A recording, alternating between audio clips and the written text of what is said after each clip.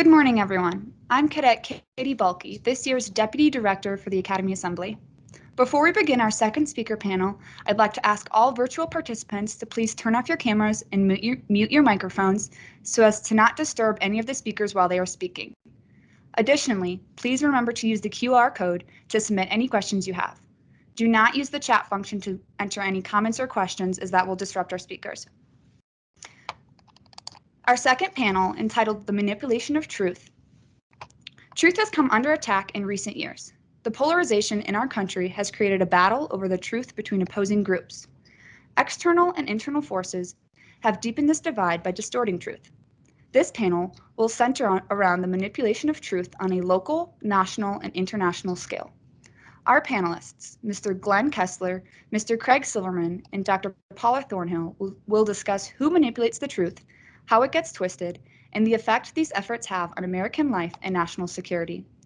The panelists will focus on intentional and unintentional spreading of misinformation, the media's role, cancel culture, how truth has affected America's reputation and relationships abroad, and the factors that convince people to believe one version of truth over another. Our first speaker today is Mr. Craig Silverman. Mr. Silverman is an award-winning journalist and author and one of the world's leading experts on online disinformation, fake news, and digital investigations. He is the media editor of BuzzFeed News, where he covers platforms, online disinformation, and media manipulation.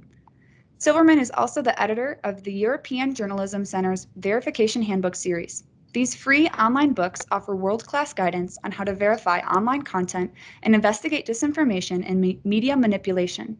He was named to the Politico 50 for his work exposing fake news and its effect on American politics, and is the recipient of the Carrie McWilliams Award from the American Political Science Association, which honors a major journalistic contribution to our understanding of politics.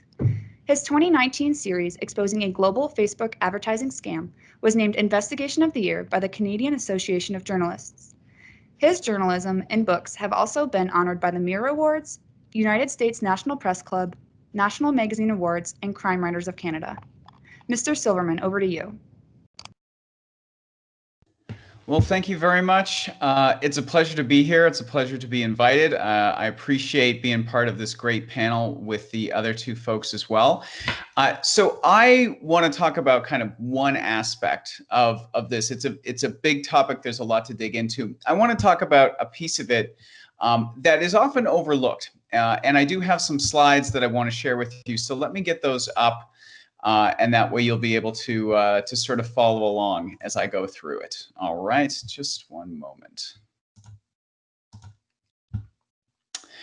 So the aspect that I'm interested in is the financial incentives around disinformation, misinformation, and media manipulation, particularly the digital environment in general. And this is a story that I did almost exactly 4 years ago. It came out on November 3rd, 2016.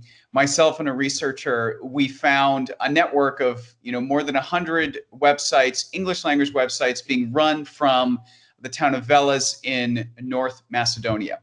And this was a story that ended up getting a lot of attention. And in some ways, it was a story about, fake news, about false stories that were meant to kind of influence American supporters of Donald Trump, mostly pro-Trump, some anti-Clinton stuff as well.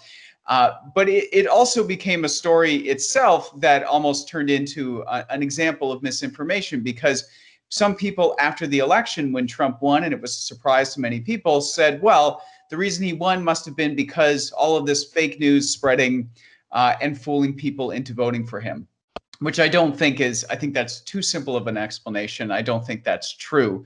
But this was an example that stands out to me because the people who created these websites and who were spreading this false content, they didn't have any political allegiance. There's been, we've continued to look into this. There's been zero evidence that they, ever received money from anyone with a political interest. They simply wanted to spread content that was going to get them the most attention on Facebook, get them the most clicks, which would get them the most traffic to their websites, and earn them the most money from advertising. And that financial incentive is an extremely powerful and important piece in this conversation. And since that story in 2016, things have gotten even more difficult, even more confusing, and the financial incentives have changed in some ways, but also remain extremely powerful. And one of the things that interests me about financially driven false and misleading information is that there is so much innovation in this area that it's often later adopted by state-based actors and others.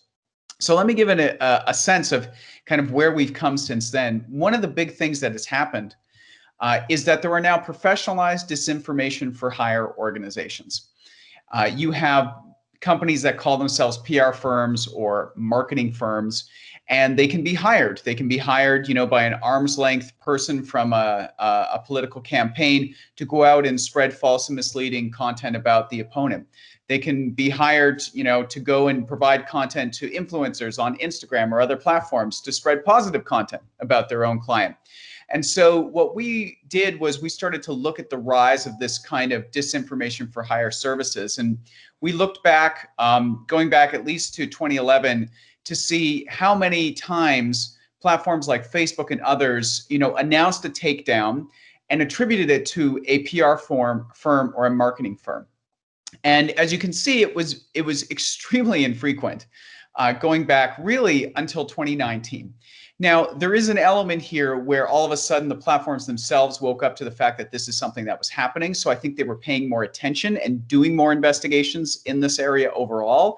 So that spike in 2019, I think, is partially explained by just more attention being paid to it. But I think it also, even if you account for that, there has been a marked increase in professional disinformation for hire services and firms. And this is something that is affecting elections and affecting discourse around the world.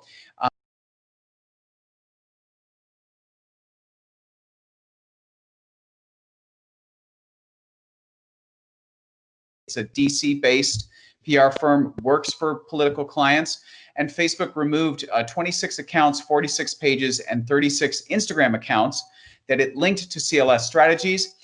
They had been hired by we don't know who to target political messaging at people in Bolivia, Venezuela, and Mexico. And they spent more than $3.5 million buying ads for this content to grow these pages to get that audience there. And so you can imagine here, it's nothing new for PR firms to be hired for political interests, but to do this in a way where it's concealed, where they are using inauthentic accounts, where they are targeting people in other countries, where they are spending millions of dollars on ads, you can see how this scales up and can actually have an impact relatively quickly. And, if you want to imagine how bad and how ingrained this can get in an environment, you should look to the Philippines, because in 2016, Duterte won his first electoral victory, and Facebook was a huge part of that campaign. And his campaign spread a ton of false and misleading information and harassed the opposition and others.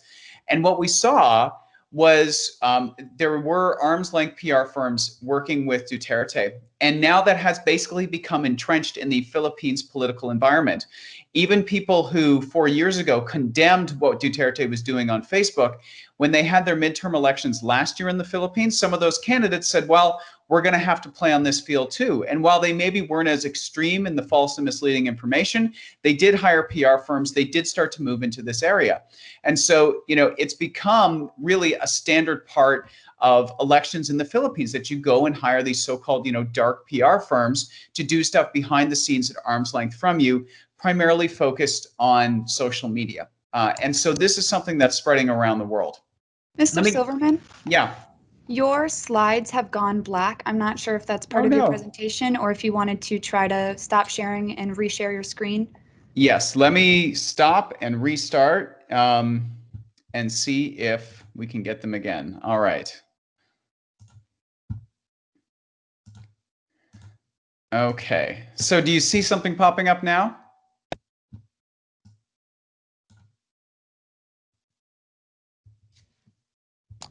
No, sir, it's not yet. Oh dear, that's unfortunate. All right, well, let me continue without doing the slides then, because we don't want to necessarily take up more time. So, sir, if you just wanted to turn your video on so gotcha. we could. Okay, there we go. So that was one example where we're seeing the sort of professionalization of these services. Another example, which goes into sort of the marketing world. So you have PR firms who might be offering these services as the main thing that they do or a partial thing of what they do. Then there's other types of people who are for-profit who are often referred to as affiliate marketers, or people who are trying to entice folks on Facebook, on other social platforms into buying particular products. And a lot of times these are scams. A lot of times they say, you know, we're going to show you a picture of a celebrity, claim the celebrity's been arrested, and that's the ad you see on Facebook. And then when you click through, they're actually going to claim that that celebrity is now endorsing a skincare cream. And however implausible that may seem for people to fall for, the reality is that this is a multi-billion-dollar business. And one of the things that happens in these sort of shady marketing areas is they become really engines of innovation in this area. So one of the things that they have developed and that they have kind of innovated is, in order to run ads on Facebook, you need to have an account and an ads account. And what they have started doing is actually paying average citizens in the US and other countries in order to be able to, quote unquote, rent their Facebook account. So the person hands over their credentials, the marketing agency uses that to set up an ads account linked to it, and they begin to run their sketchy and not allowed ads through that person's account. And the person doesn't know what ads are running because all that's happened is an authorization. It's actually the marketer that's controlling it. And so you see those ads making false claims about celebrities, and this rented account scheme can actually grow really big. A year ago, I did an investigation into a San Diego firm that had thousands of rented Facebook accounts, and they had spent more than $50 million on ads through those. And Facebook, all it saw were thousands of people running individual ads. It wasn't able to connect them all together. Now, the way that this connects to larger concerns about disinformation is, you know, my first story about Facebook account rentals was published in January of 2019. In March of 2019, the New York Times published an article saying that in the Ukrainian elections taking place at that time, Russia was testing a new tactic to reach people on Facebook.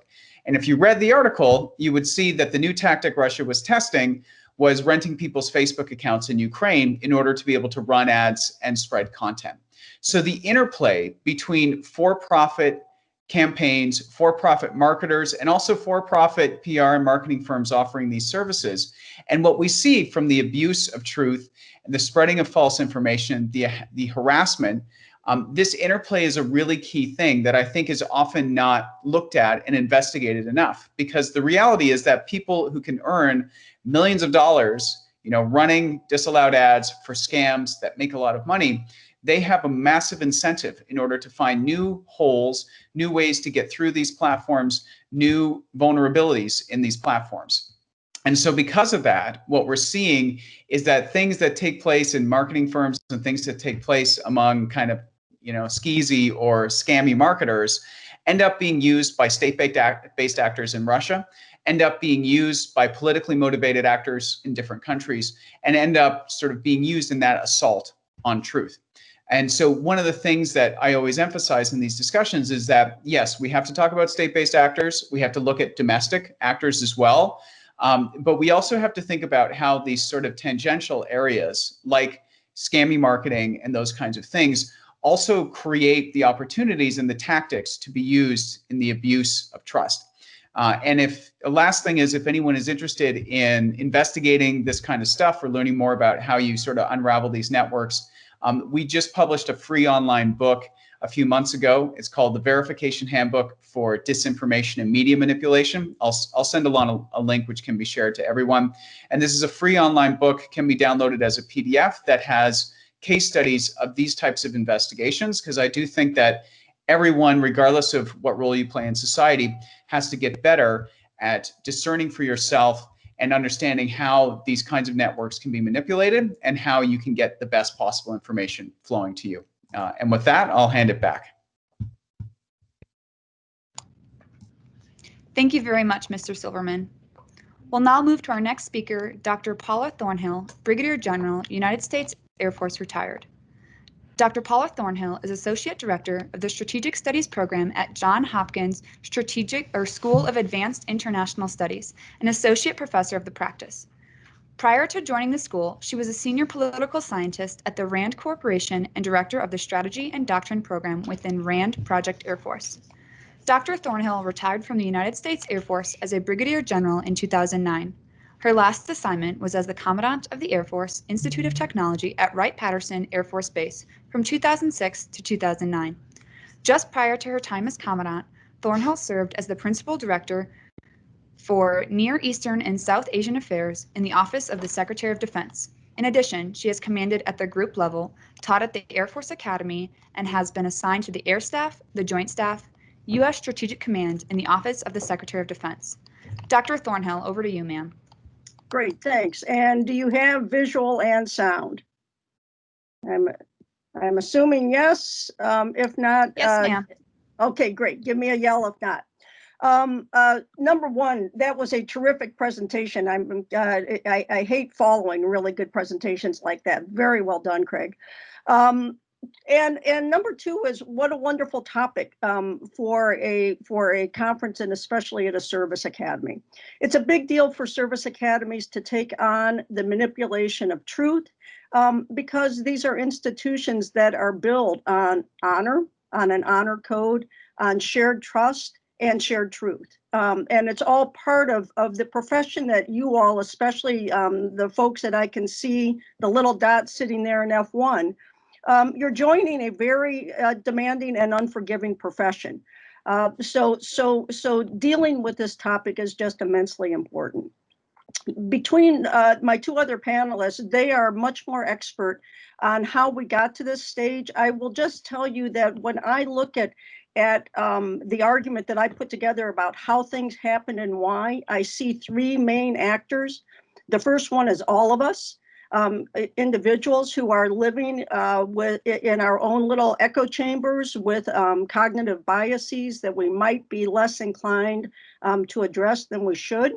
Number two is all the information systems that Mr. Silverman just did a terrific job identifying about how not only their ubiquity, but the fact that we are getting so much of our information now from sources that aren't fact-checked, which allows conspiracy theories, the most prevalent one right now being QAnon, allow them to spread. And finally, it's the educational system. It's an educational system that on one hand has a lot of competing demands. For those of you at service academies, regardless of whether you're at Annapolis, West Point, or at the Air Force Academy, you might feel this, in fact, through the core curriculum, where you're trying to get a little bit of everything. And in the process, the question is, are you getting anything? So a question about the educational system and how you deal with this manipulation of truth is, are we asking too much of K-12 and higher ed on the one hand? On the other hand, you have this issue of what I call the decline of disciplines, especially the history discipline, one I was raised in, political science, I would also point a finger at. Because they tend to focus on a sliver of what's going on rather than helping us put together a national narrative that we can share in and all of its wonders and all of its warts. The person I would commend to you as probably the best exception to that is Jo Lepore at Harvard. She does a terrific job of trying to bring all of that together. So the result is this manipulation of truth that you're looking at. It starts with a disagreement about what facts are to begin with. We then blur the lines between opinion and fact. We then begin to value personal experience a lot more than we value fact. And together it all comes together with a declining trust in things that we formerly considered respectable sources, if you will, of factual information. And the manifestation of this you see everywhere. You see it in the erosion of civil discourse. You see it in terms of the anger and alienation that we can see in some of our fellow citizens. And then you see it in the sort of the paradox, if you will, of political paralysis on one hand, and on the other hand, when a policy is attempted to be formulated and implemented, there's general distrust, whether that's domestic or foreign policy. Well, the consequences of this, they're not good, obviously, and the previous presentation did a good job of highlighting some of these issues. For you future national security leaders, whether you wear a uniform or you join as a civilian, there are two realms in particular that I think you need to pay attention to. The first one is the policy realm. That's the place where a lot of folks like to dwell.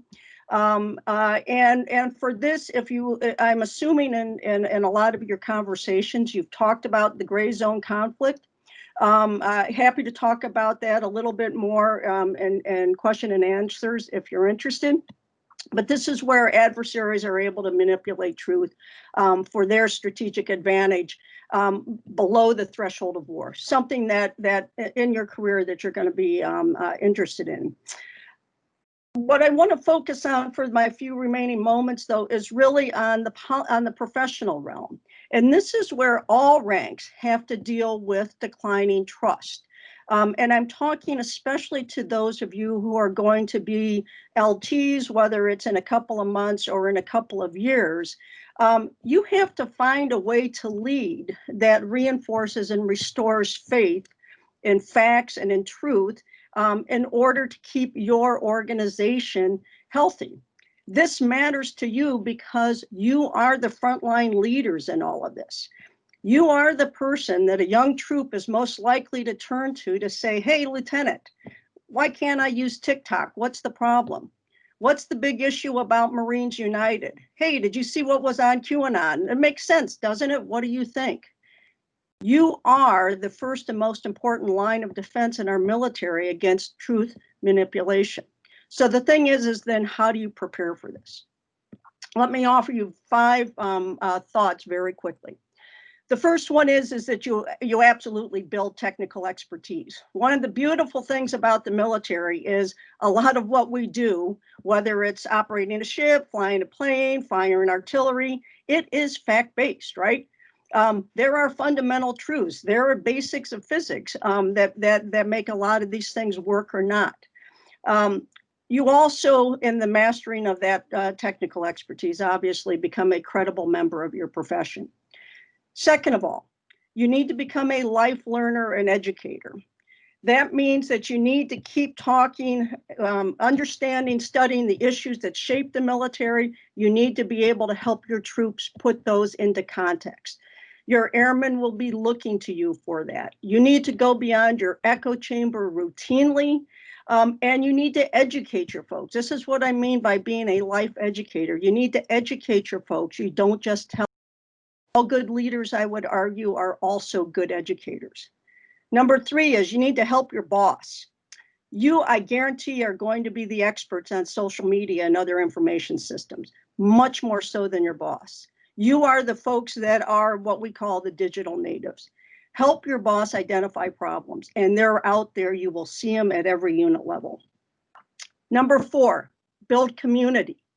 Think about your squadrons, your groups, the cadet wing, the brigade of midshipmen, the brigade of cadets at West Point. Who do you trust the most and why? How do you recreate that trust? Who do you not trust and why? That trust is so elemental to healthy military organizations. And part of this goes back then to how do you avoid the manipulation of truth to undermine that? And finally, I would offer to you, in honor of John Boyd, I would offer to you a mechanism I call the truth OODA loop. You need to fight for the truth. You need to fight for the truth every conversation. You need to fight it one action at a time. And Boyd most famously talked about the observe, orient, decide, and act. When it comes to manipulation of the truth, it's really easy to say, I don't like what's going on. It's really hard to fight for the right thing. So seeking truth is the right thing to do. It's generally not the easy thing to do, and it's not the fun thing to do. But as leaders in the national security arena, it's absolutely critical. So the manipulation of truth is persisting at every level. And we've had several terrific presentations on that already. I think you guys are just the folks to lead us through this. The fact that you have this Academy Assembly right now is Exhibit A, that you get that this is a problem and that you're interested in finding ways not just to talk about it, but actually help to solve it. So thank you very much and look forward to the discussion.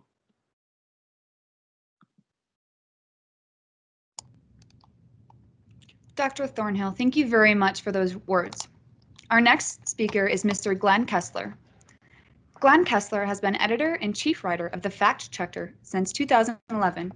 He directs a team of reporters and video editors who examine the statements of politicians and advocacy groups, discerning the truth behind the rhetoric. The team also maintains a database of President Trump's false and misleading claims, which has earned international recognition.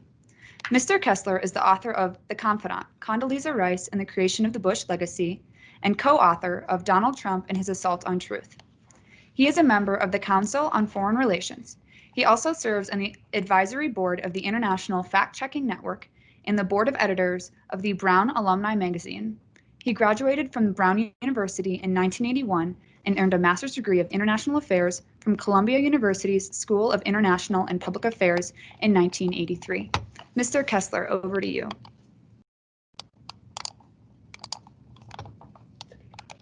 Sir, your microphone is on mute. If you could unmute yourself. Thank you.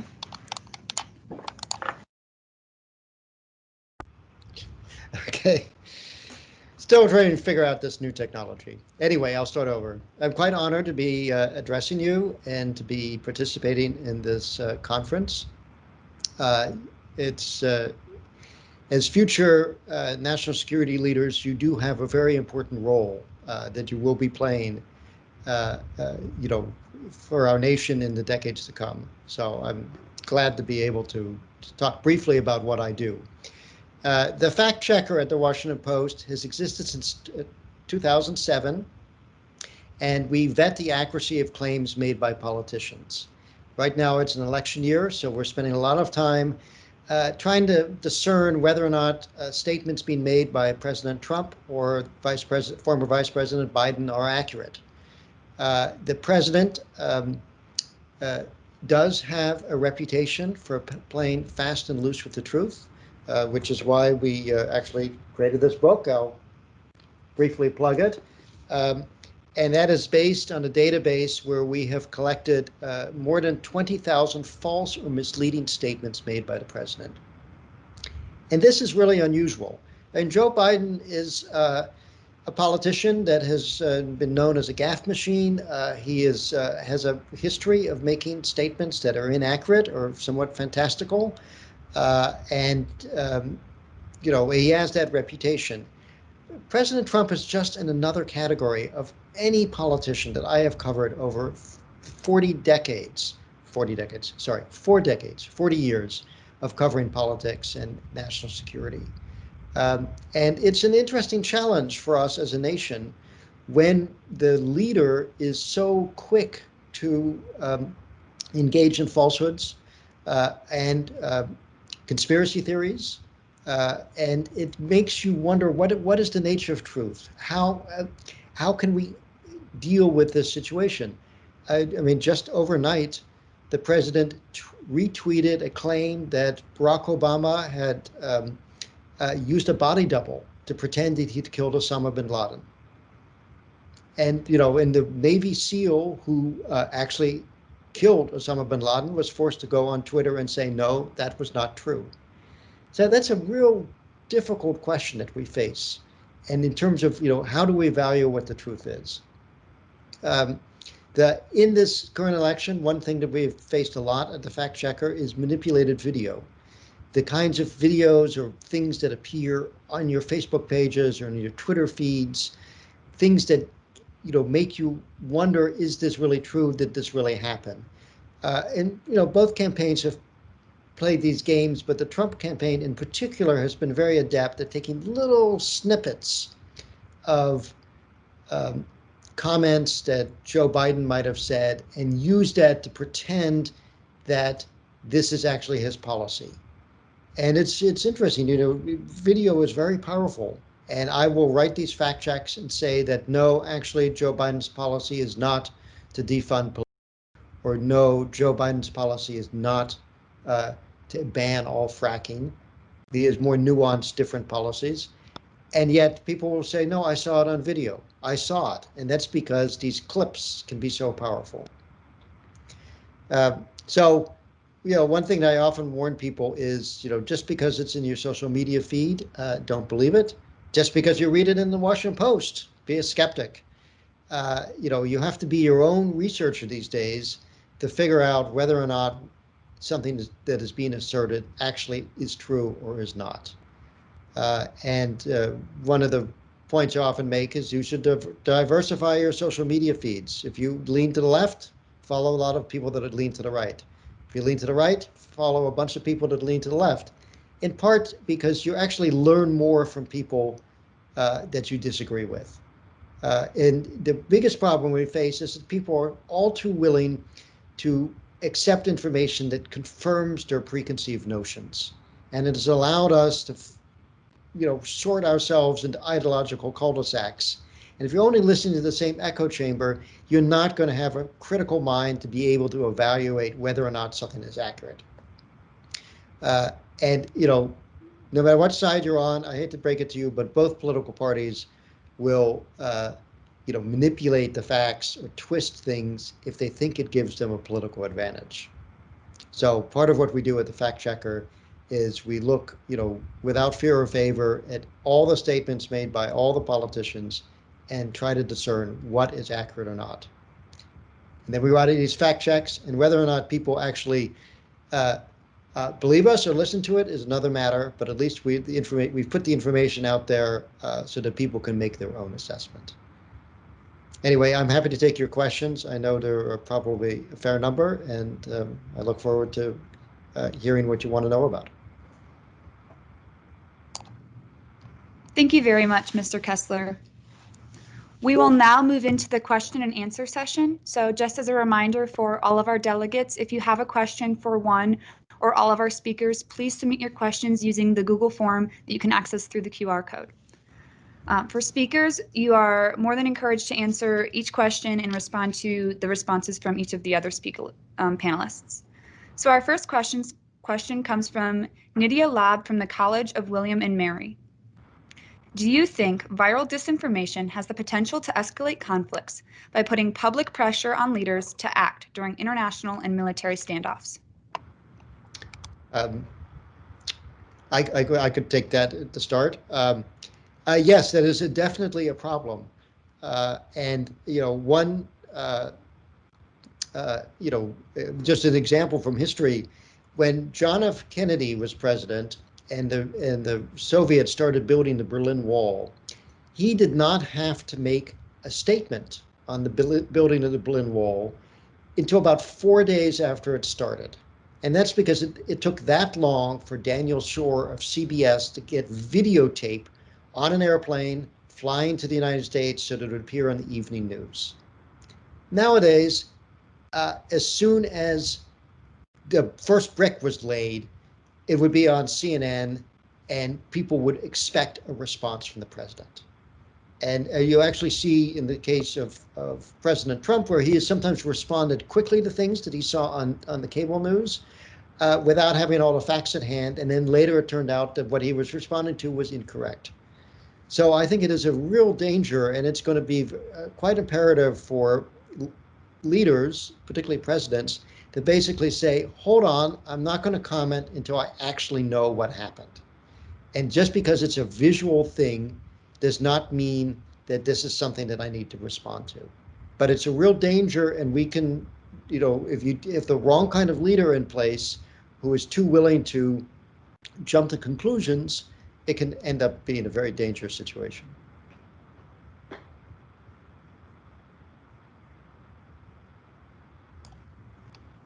Thank you, Mr. Kessler.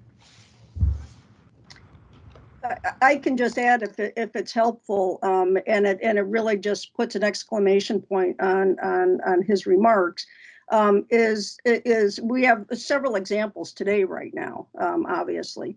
You have the example, you can look at Crimea, you can look at Ukraine, you can look at Libya, you can look at Syria, and you can look at how all of those different crises, how they drove or didn't drive particular actions. And so being mindful of not only what the information is, but actually who's fighting. I mean, I don't know how closely you all are following things like the Wagner Group. which is a paramilitary, privately owned contractor that just takes all of these points and makes it that much more complicated about what actually is a conflict and who is involved with it. So it's a profound problem.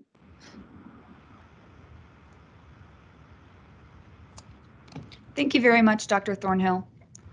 Our next question comes from a cadet at USAFA. When it comes to the weaponization of disinformation over social media, where should or can a response come from? Social media companies, legislator, education systems, individuals, a combination of these?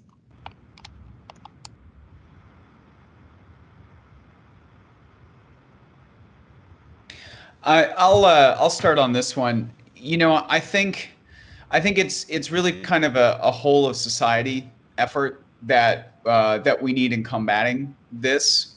So yes, educators are a piece of it. How do we equip people to navigate a very chaotic information environment that has changed radically just in the last decade? It takes time for people to adapt to things like that. We're still, I think, adapting to smartphones to a certain extent. So thinking about how, for all ages, we can provide the kind of guidance that will help people is important. You know, there certainly are potentially regulatory frameworks, legal frameworks that could be introduced to improve the scenario in, you know, improving information quality. But of course, we have to be careful of restraint over free speech. And there's a very difficult balance to strike there. And to date, what we've really seen in terms of legislation in this area has frankly been really poor legislation, mostly from authoritarian governments who use quote unquote fake news as a justification to restrain the opposition and to try and stop the free press in their countries. So I think, you know, there are probably smart things that could be done. I don't know that I'm smart enough to know exactly what that framework needs to be, but I do think right now we also need to be cautious of really going too far and potentially restraining free speech and harming freedoms in that sense. But you know, of course, there's also a massive role for industry here because of these are social media companies, are private companies, but they're not really your traditional private company. You think about Facebook, there's more than 2 billion people around the world who use its products every month. It's roughly a $750 billion company. It operates in almost every country on earth. And in several countries, many countries, it is actually the default communications platform. For a lot of people, Facebook is the internet as far as they know, because they can only afford cheap, low quality smartphones that often come with Facebook pre-installed. And often Facebook is the only app they can use for free, or WhatsApp. And so we have a really complex interconnected problem here. And so that's why there are no simple solutions. And we need to think of how each critical aspect of this, from the individual all the way up to governments, to massive entities like Facebook and others, how we figure out the new responsibilities that everyone has in this environment. Right. If I could just follow up on that. I mean, the First Amendment issues here in the United States are certainly something front and center when I think of some sort of possible regulatory framework. And I'm not sure how you can get around that without harming the First Amendment. But at the same time, I think the simplest solution, though it's a long-term one, is investment in education to enhance critical thinking skills. It's the kind of thing that we should be starting off as early as elementary school. I mean, because the way to combat misinformation is to make sure that people are able to identify it and are able to act on it and decide whether or not it's something that they are going to believe. And that, you know, if everyone was their own fact checker, or was willing to, you know, look carefully at things before they accepted them, we would have much less of a problem with misinformation and fake news.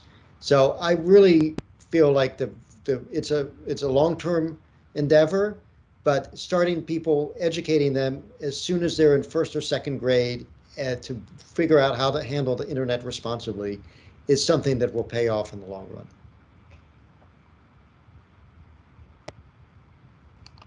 Thank you very much. Our next question comes from Cadet Ariana Clemente Hunter at USAFA. For Mr. Kessler, How do you respond to claims that fact-checking is just another layer of media bias? And a follow-on question from Ava from the University of Chicago is, how do you respond to concerns about fact-checking turn into a slippery slope of censorship, or concerns about revenue maximizing incentives as social media companies like Facebook tasked with fact-checking? Okay, so you know, I don't know what to say about charges of media bias. I'm a professional reporter. While I may have personal beliefs about particular issues, I challenge anyone to have any idea about what I believe on any particular issue based on the articles or fact checks that I write. It's sometimes hard for people who are not journalists to understand that as a professional journalist, you don't let your personal biases or inclinations affect your reporting. And that's a principle that I have maintained my entire professional career. I do not socialize with sources. I've maintained a neutral attitude about every political issue when I write about those issues. One of the nicest compliments I ever got was when I was switching from the economic beat to the diplomatic beat, and one issue I wrote a lot about was, privatization, Social Security, private accounts. And I actually got an email from someone I dealt with constantly. They said, now that you're leaving the beat, can you tell me what you actually believe about this issue? Because I was never able to tell from anything that you wrote. So that's what I strive for. And, like I said, people are more receptive to things that match their preconceived notions or preconceived beliefs. It's just a matter of fact. It's proven in social science literature. So if I write something that is tough on Biden, I get attacked by Democrats as being a right-winger, and the stuff is shared by Trump people. If I write something about Trump and say he's false for Pinocchios, I get attacked by the right for being a liberal weenie, and the stuff is shared by Democrats. So all I can do is try to be as accurate and precise as I can.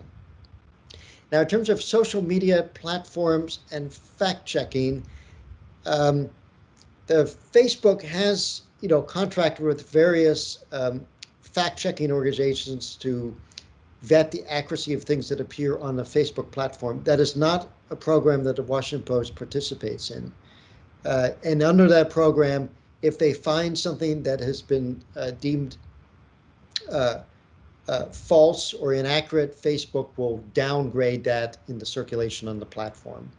I think it's a worthy program. As a member of the advisory board of the International Fact-Checking Network, I see if fact checkers meet qualifications that we have set, and then if they meet that, Facebook will accept those as fact checkers.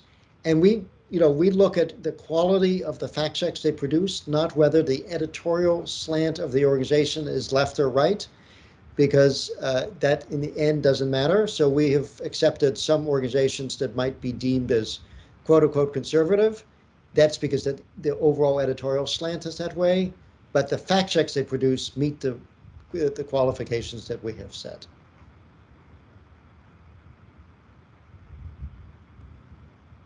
Thank you very much. Our next question comes from Cadet Ethan Story at USAFA. For Mr. Silverman, in areas where traditional media access is tightly controlled, such as Russia, China, Iran, Venezuela, or where traditional information systems have become degraded, like Syria, can we differentiate between legitimate, citizen-driven, or grassroots journalism and disinformation?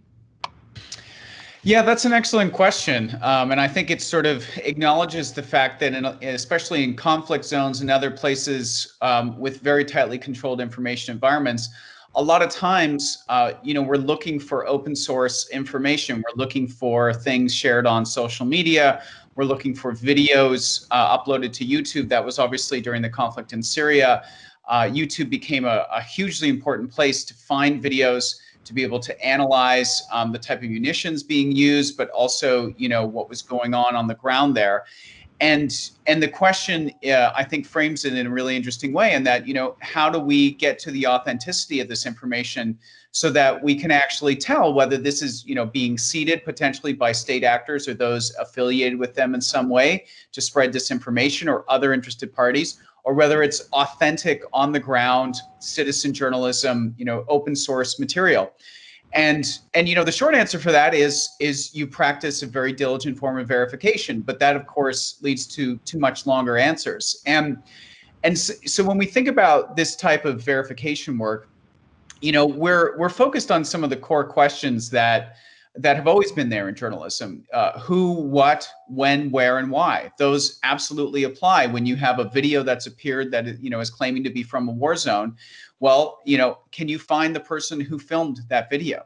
Can you get in touch with them? Can you ask them questions about it? Can you get them to send you the footage and look at metadata from photos and other digital files that they send you to see if it conforms with what they're saying?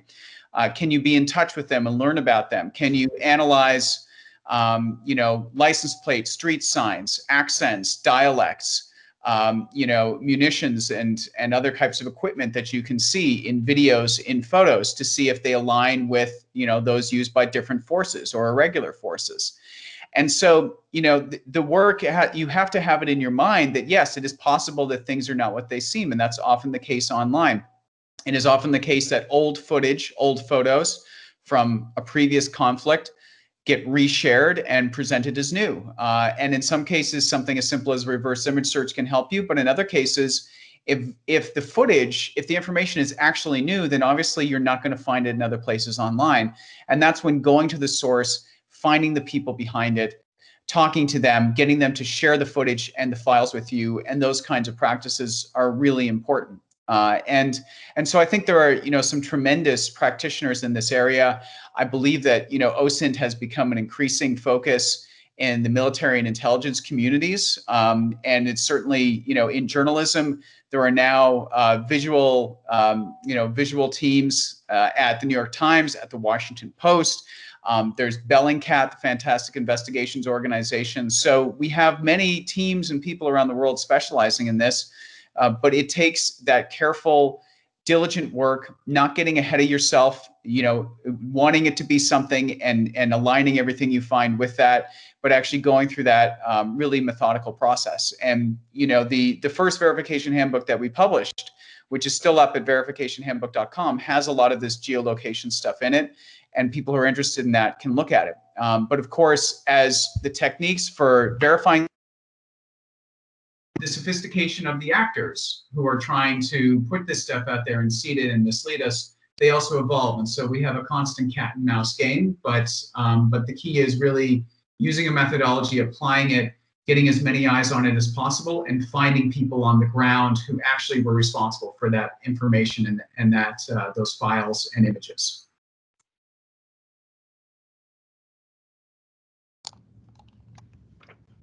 Thank you, Mr. Silverman.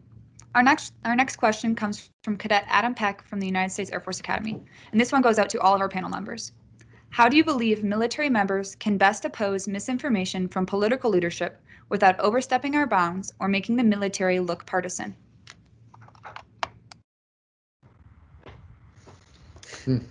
Interesting question. I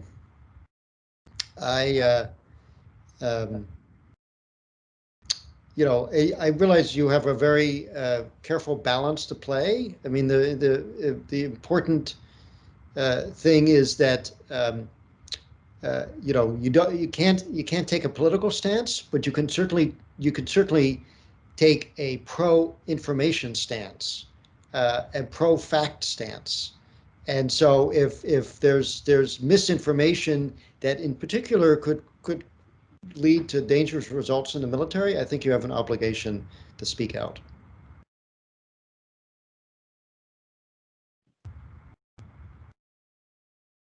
So I would just add, this is going to be a challenge for all of you throughout your professional career. And this gets back to why facts matter so much, and how you communicate with your force and what it's doing.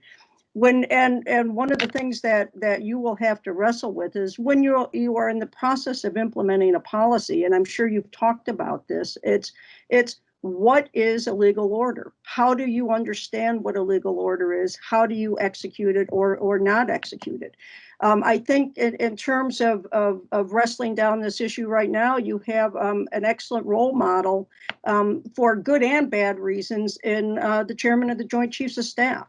Look at how General Milley is walking that fine line between being the principal advisor to the President of the United States and also trying to be the standard bearer of the military's ethos of non-involvement in political activities.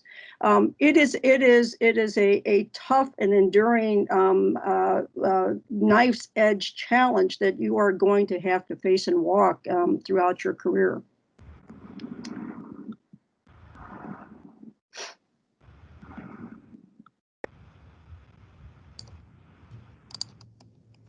Thank you both. Our next question is for General Thornhill. New guidelines for federal government training, defunded training that talks about how some benefit from racism. Do you view this as manipulating the truth, and could it be harmful? So I view anything that shuts down a conversation as unhelpful. So Paula Thornhill's personal opinion on that is we lost something. We lost an opportunity to have a conversation. We lost an opportunity to discuss what our differences are. We lost an opportunity to get a little bit out of our comfort zone and to leave our echo chamber.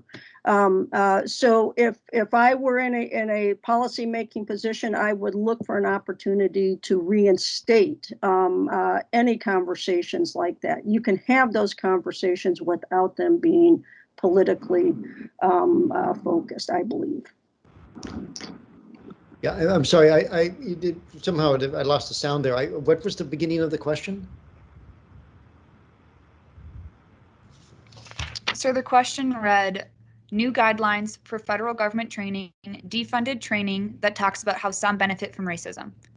Do you think that this is manipulating the truth, and could it be harmful? Right. I would completely echo the previous comments, because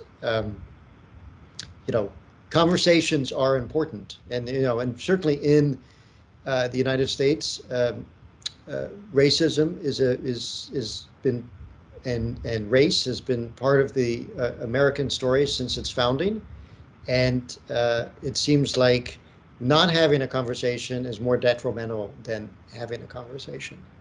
And once you pick and choose about what you can talk about and what you can't talk about, you start to go down a slippery slope of that. What's next, actually. So open dialogue is always preferable. If I can, this is one time where I would like to, in fact, inject a war story. As many of you know, I graduated from the academy 40 years ago. Should have been there recently for a reunion, except for COVID. And if you don't know, I was in the first class of women. We had a lot of conversations about why women were destroying the cadet wing and why they were undermining the war fighting capabilities of the United States Air Force. Would I have preferred that my classmates and the upperclassmen didn't feel that way? Absolutely. But am I grateful we had the conversations that allowed us to talk about what women could bring to the Air Force, to the Air Force Academy, and to our military? Absolutely. You cannot, to reinforce the point, you cannot shut down that conversation. War story over. It's a good one. Thank you very much. Our next question comes from another cadet at USAFA, Cadet Daniel Joseph. As part of his campaign, President Trump has has launched attacks on reputable news sources. What precedent does this set for future election cycles, and what impact does the public's distrust of media have on democracy? Well, I'll jump on that one as the news person here. Uh, I think it is just incredibly damaging, and it's very distressing. The Because it makes people question, um, you know, but there's a, I hate to say it, there's a bit of an authoritarian impulse there, because the way authoritarians uh, gain power is by making sure that no one trusts what they believe or see in the media, and then they replace it with their own version of the truth. And it's no accident that President Trump's frequent uh, cries of fake news or denigrating of the news media has been adopted by a number of authoritarian-like leaders around the world. And there used to be a period in the United States where there was a common thread of where everyone gathered around uh, the TV and watched Walter Cronkite on CBS, and everyone was getting their information that was based on the Associated Press or the New York Times, the Washington Post, and a general belief that this was ground truth. Now, doesn't mean that all those reports were necessarily completely accurate, and you should challenge and press reporters to be accurate and to do their best. But as I said before, it's now quite possible to set up a social media feed where you're completely in your own little ideological cul-de-sac and cocoon, and no other contrary information will enter in your zone. And that's really dangerous. And President Trump at one point said, don't believe what you see and hear, only believe what I say. And that's a really dangerous road. I mean, we have to hold our political leaders accountable for the actions they take. And when the President Trump talks about fake news, he's often talking about news that does not portray him in the best possible light. Well, every president had that complaint. They didn't like the way they were covered by the news media, but they didn't go about trying to undermine the trust in the news media itself. And I think for a long-term healthy functioning of our democracy, it's a really dangerous road. To just pick up on the trust element there, first let me say, I'm not an American. I'm a Canadian. I work for an American organization, and just to say that, I mean, as someone who's not an American, the way that Donald Trump talks about the press is really shocking and surprising to people from other countries around the world, because of course presidents have always criticized the media, have always had, a strong back and forth, and particularly when an election is on, campaigns can be very critical of the coverage they're receiving, and sometimes they have very valid points to make. There's no question about that.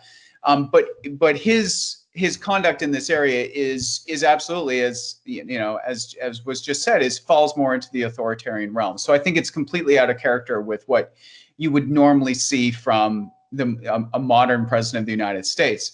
Now, on the issue of media trust, trust in the media has been declining in most Western democracies, maybe not most, but a lot of Western democracies, going back decades. And I think we should interrogate those numbers a little bit. One, journalists do make mistakes, and there are times when the press has failed the public, and we ourselves have to be honest about our shortcomings and our failures and be accountable for them, just like anyone from any other institution, be it the military or otherwise.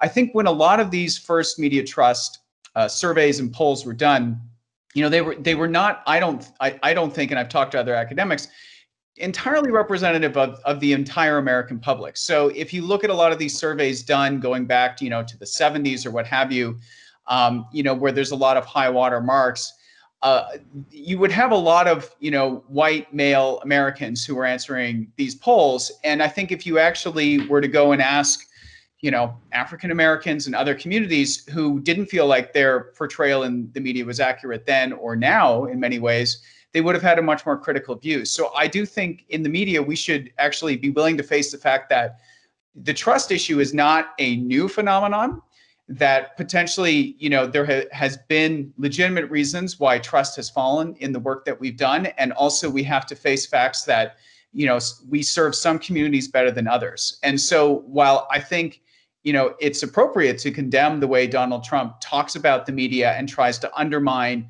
real, obviously accurate reporting, I also think journalists, we have to be honest with ourselves and look to how we improve, how we do a better job, how we earn trust. And a lot of the conversations happening in that area in journalism right now are about, one of the ways is, being more transparent about how we do our jobs, about, showing the information that we put together. And, the fact checkers and others are very careful about citing their sources and making those links available. And I think that's a really good activity.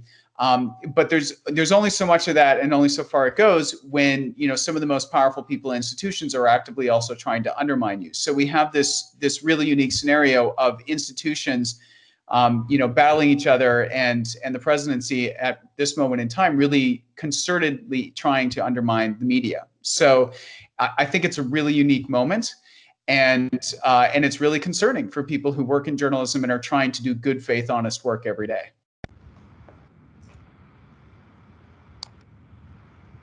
Thank you. This next question serves as a nice follow-on to your responses to the last question. How does media coverage affect polarization in America? Do you feel like polarizing groups and forces are given disproportionate media coverage? Well, that's an interesting question. Conflict sells in journalism. I often find that, it's just on a personal level, I find that a lot of political coverage is less oriented towards policy issues and more about personality and conflict.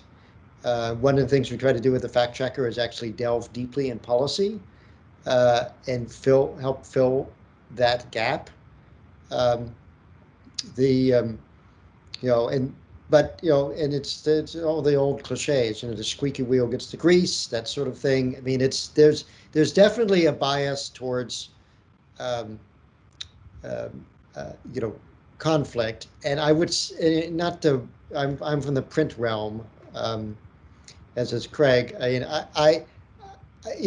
not to hit too much on our friends in the cable TV world, but I think it's particularly a problem in television. And television, of course, has often much greater impact than those of us in the print media. So I'm not sure what the solution is. We are generally in a profit-making business. I know I can say that at the Washington Post, they viewed a fact checker as a public service, so there's never any scrutiny or pressure to get clicks or to build traffic. And so we can write sometimes about very obscure issues or subjects that are of interest to a relatively small handful of people, but we help illuminate those issues without fear that we're not meeting any kind of traffic numbers. But that's, maybe unique to the Washington Post. I don't know. I mean, I think there's one of the things about the digital environment we're in right now is it's obviously characterized by information abundance. So if you live in a developed world and you have a smartphone and internet access, you have so much information available to you. And on social platforms, there is just a constant feed of ever refreshing feed of information coming to you. You can choose from a wide variety of sources. And so I think one of the dynamics that takes place in that is people, whether they are political actors or others, are trying to figure out, well, how do I break through in this environment? And one of the things that we've seen happen, and I think one of the things that frankly Trump does extremely well, is realize that the more extreme, the more likely you are to stand out. And so in terms of the question of sort of the more hyper-partisan stuff getting more attention, I think that there is an element of reflecting people's attempt to try and cut through in this environment, where if they say the more extreme statement, if they put something in a more extreme way, they're probably going to be rewarded with a certain amount of attention because, yes, media might write it up and say, can you believe that this person said or did this thing? Partisans who agree with them will amplify that and get behind that. People from the other side will use that, to criticize them and get their own engagement. And so it really kicks off a cycle. And to just take it out of the political realm for a second, there was a study done a few years ago looking at food photos on Instagram. And so they looked at people who were sharing photos of their breakfast, they went out for a meal. And what they found is initially people might, share photos of the food they were making. And then over time, as they wanted to get more likes and as they wanted to get their food pics to travel beyond just their immediate social circle, people realized that the way to do that was to have more extreme things. And so that's why today, like, you see restaurants coming up with quadruple, level hamburgers drenched in cheese with, this on it and that on it, or insanely complicated milkshakes, because that photo of that is going to get more attention. It cuts through that constant stream of people's eggs or what have you. And so I think we have an information environment that is rewarding extreme. And that is one of the reasons why we are seeing extremists, and extreme rhetoric cut through more than ever before. It's in some cases has been reinforced by the algorithms because it is so extreme. It gets attention, it gets velocity, and it keeps going. And this is one of the dynamics of this new information environment that people are really struggling with, including the platforms themselves.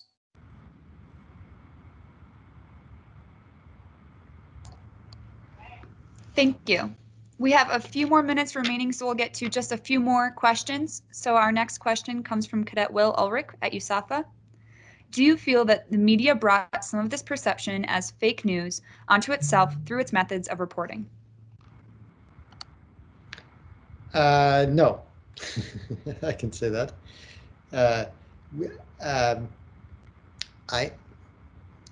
Fake news is like I said.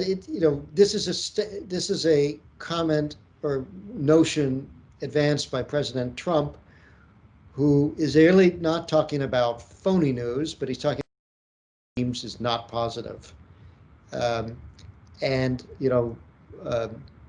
We try to be as transparent as we can at the Washington Post in terms of disclosing our sources and information in the, particularly in the national security realm. I covered the State Department for 9 years. It was often difficult to report stories without officials that who would prefer not to be identified, what are known as anonymous sources. No, not anonymous to the reporter, they're just not being identified to the reader. And over time, you can, as a discerning newspaper reader, determine, you look at the bylines, look at the names of the reporters, and you could determine over time which reporters actually got the information accurate most of the time, as opposed to people that seem to be hyping it or taking the information they had beyond what was reasonable. I mean, we all make mistakes. It's important as a reporter, if you make a mistake or an error, that you correct it as quickly as you can. But it is difficult sometimes to write stories without with only named on the record sources, because a lot of times the way it works is, the on the record comment is everything is going perfectly fine at the U.S. Air Force Academy. There's not a single problem at all. And then you say, well, can I talk to you on background where I don't identify you? And they say, oh, well, here, I got to tell you about this.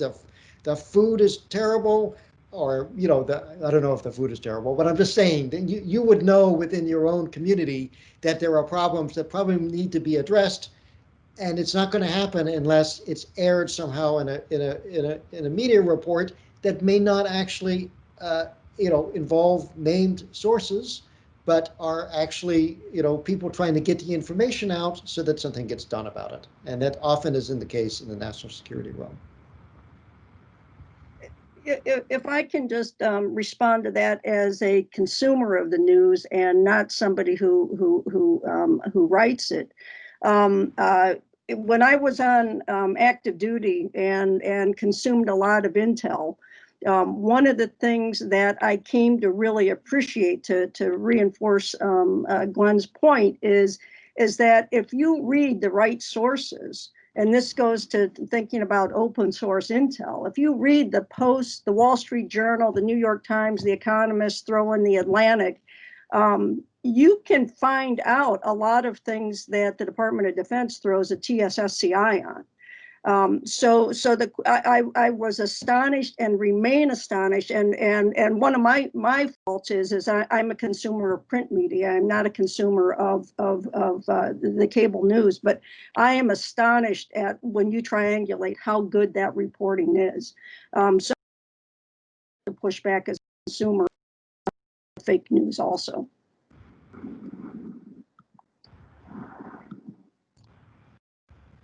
Thank you. This will be our last question for this session. Cadet Riley Graves from USAFA asks, considering foreign targeting disinformation specifically, at what point should the U.S. federal government get involved and what actions should they take?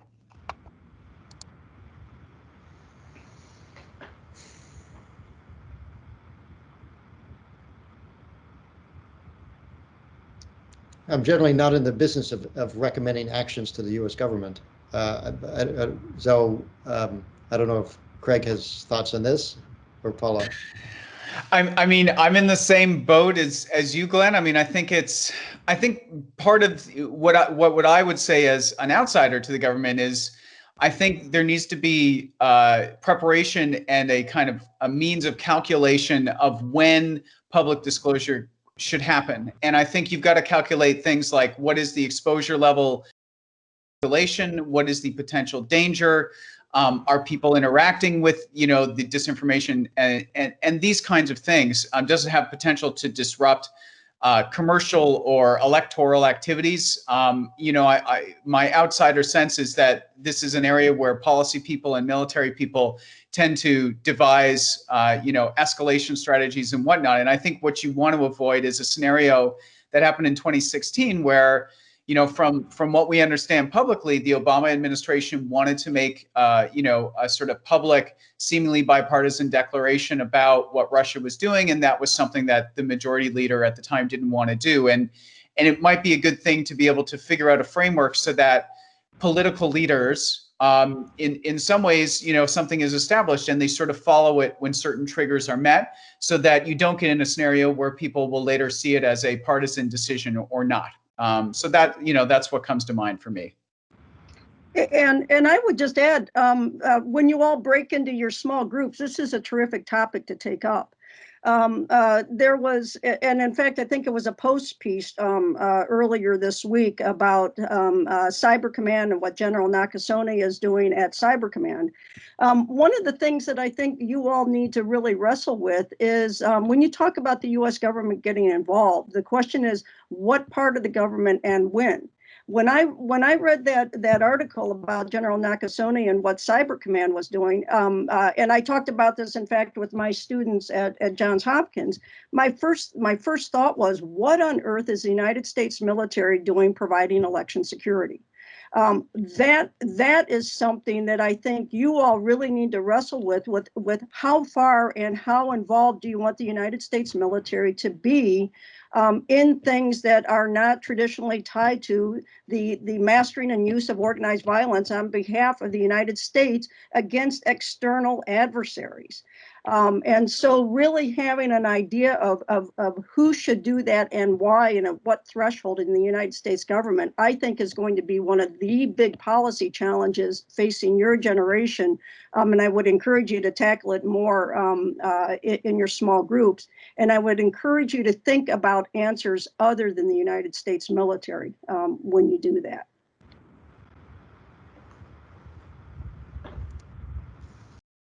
Thank you all very much for your time in participating in this conference. I think that our delegates have a lot of material to wrestle with in their small group discussions. We will now adjourn for lunch, and internal delegates, please be back in your room by 12:45 for our third roundtable session. External delegates, make sure that you're clicking on the proper link to join that discussion.